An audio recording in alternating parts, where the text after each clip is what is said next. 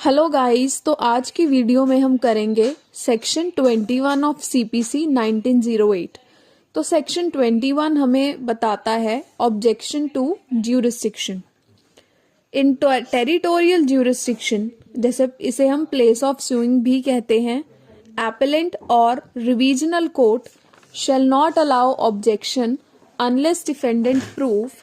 अब यहाँ क्या बताया गया है कि जो टेरिटोरियल ज्यूरिसडिक्शन है या हमने जब ऑब्जेक्शन रेज करनी है तो एपेलेंट और रिवीजनल कोर्ट में ऑब्जेक्शन रेज नहीं की जा सकती अनलेस, जब तक कि जो डिफेंडेंट है वो कुछ पॉइंट्स ना प्रूफ कर दे।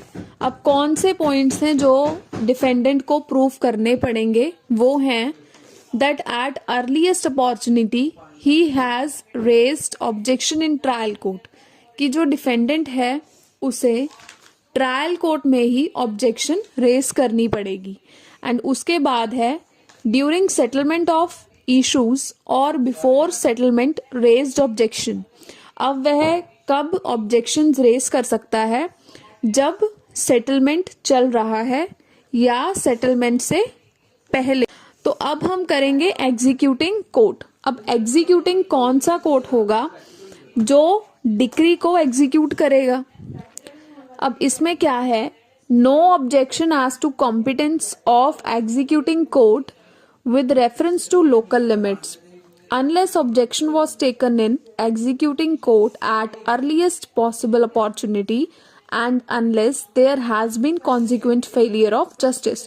अब इसमें क्या बताया गया है कि जो एग्जीक्यूटिंग कोर्ट है हम उसमें भी ऑब्जेक्शन रेज नहीं कर सकते उसकी कॉम्पिटेंसी को लेकर, कि जौन सा मान लो जो कोर्ट एग्जीक्यूट कर रहा है डिक्री को, हम उसकी कॉम्पिटेंसी को लेकर ऑब्जेक्शन रेज नहीं कर सकते। हम ये नहीं बोल सकते कि यह जो कोर्ट है वो कॉम्पिटेंट नहीं है डिक्री को एग्जीक्यूट करने के लिए, तो वहां भी ऑब्जेक्शन रेज नहीं हो सकता।